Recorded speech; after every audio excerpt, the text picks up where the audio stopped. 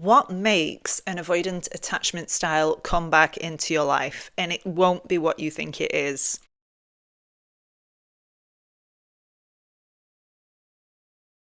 Hi, I'm Amy, and welcome to my channel. I'm a certified attachment style coach, and I help anxious attachers break the cycle of avoidant and emotionally unavailable partners so that you can thrive in your independence and prevent future heartbreak. And in this video, I'm going to talk about why dismissive avoidant attachment styles or emotionally unavailable partners seem to want to come back for more.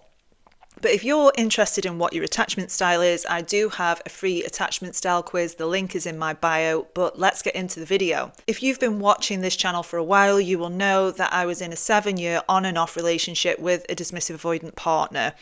And a lot of people that have reached out to me and a lot of my clients have been in the very same pattern and situation. If you suspect that your partner is dismissive avoidant, I did do a recent video on this, which I will link in the description below, but it is really common for avoidant partners to keep coming back. And in order to explain this, I want to let you know about the cycle. There is a relationship cycle that dismissive avoidants go through. Avoidants do have a deep need for connection. So they'll be on their own. This need for connection takes over. They will go out into the dating realm and they will find somebody. And at first, it's great. You won't even notice probably that they're avoidant. It all seems really exciting. You might really feel like you've found somebody who really is on your wavelength, who gets you. So you've gone through the dating phase and maybe you've had a conversation with them about where this relationship's going, and then you notice the tables turn. You'll notice that they start to emotionally distance themselves. Maybe you're not hearing from them as much as you would. And this can cause a great amount of confusion because you don't really know where you stand. And maybe you try and bring this conversation up again and this person says something along the lines of, let's not label things right now, or things are going so well, why do we need to discuss this right now? So in other words, there is expectation on this relationship, and this is why dismissive avoidants tend to get into really short-term relationships.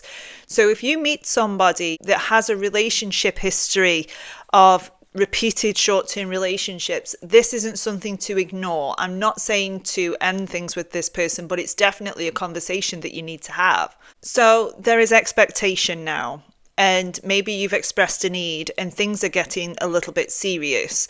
And the avoidant attachment style is triggered. So their fear of engulfment, of emotional intimacy, of vulnerability is triggered, which makes them push you away. And you're thinking, how did this happen? This person seemed really into me. Have I seen something that's not there? You're feeling confused. You're feeling unwanted. And then ultimately, the avoidant discards you. And the way that they do this can be quite brutal. It might be that they just ghost you. It might be that they block you. It might be that they have the it's not you, it's me conversation with you. And you're unlikely to get much closure from an avoidant. They are not going to sit down and have a talk with you about their feelings, about why this relationship has ended. So that door is seemingly closed and you start to feel your feelings, you start to heal yourself, you start to really process what went on, but you still kind of miss this person.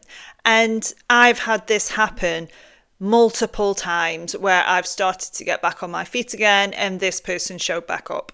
I've helped so many clients with this very same thing, and I've created a blueprint of how I healed my attachment style from anxious to secure. So if you want a more personal approach, check out the link, it's in my bio. And avoidants tend to stay silent for quite a long time, and there is a reason for this. Avoidants stay silent because when the relationship has ended, they initially feel a real relief. They've got their own space again. There is no expectation. There is no pressure to be vulnerable or intimate anymore. So they'll feel relieved, but then they'll start to feel their feelings. Avoidants will do what they do best, which is suppress. They will numb their feelings, but eventually they're not going to be able to do that forever. It will come to the surface. I spoke to my ex-partner about this on numerous occasions, and this checks out. Initially, it was a relief, but it didn't take long for curiosity to come back in, for him to start missing me, and then reached out.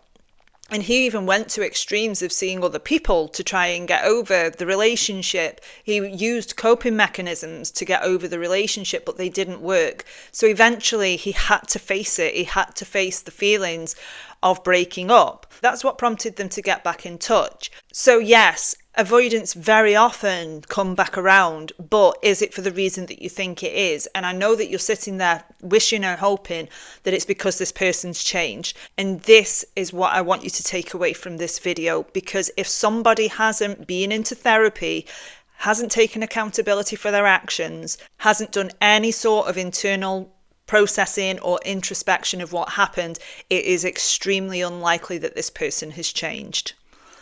So what does bring them back? As I said at the beginning of this video, the avoidance still has this deep inner need for connection. And you're familiar. And also, I bet that you were bending over backwards to meet their needs in this relationship, and that is something that they won't forget. But you don't want somebody around because they need you. You don't want somebody to be in a relationship with you based on what you can give them. You deserve love that isn't based on what needs you're meeting for the other person. I'm not saying don't meet people's needs, but it absolutely needs to be reciprocated. So they remember that most of their needs were being met in this relationship. They remember how safe and secure they felt with you. They remember how much love they received from you, and they start to feel nostalgic, and that is why they come back. It isn't because they've changed. In many ways, it's for selfish reasons. They're coming back because you're familiar and because they will get their needs met. So your job here is to do your healing work, healing on your own attachment style, so that when they do come back, if they have done some work, brilliant, vet them. Do they walk the walk, or are they just saying to you what they think you need to hear? Are they showing up differently? Are they showing up as somebody who takes your interests as their interests? Are they working towards meeting your needs? Are they listening to you? Or are they still falling into those old patterns of stonewalling, of being selfish and self-centered? Are they threatening the security of the relationship? And this is something that you really need to be vigilant on, because the last thing I want for you guys is for you to fall into exactly the same painful pattern as I did. I made these mistakes so that you don't have to. I am your ghost of Christmas future. I can say to you, if there's been no healing, it's not going to end well. But also I want you to know that you absolutely deserve unconditional love. A relationship where you feel confused all the time is not a secure and healthy relationship. And you don't have to do this. You can step off the merry-go-round right now. You can choose not to respond to this person. I know that it's hard, but you can choose not to, and you can choose yourself and choose to protect yourself from that pattern. And this is just one of the ways that you are going to stop this from happening ever again, because you're secure now. You don't need this person's approval. You don't need this person to show you how valuable you are, because you can validate that yourself. So I hope you found that video helpful. If you have any stories to share, drop them in the comments below. I also have a 6-week self-study course coming soon, so subscribe to this channel to keep updated on that, but I will see you in the next video.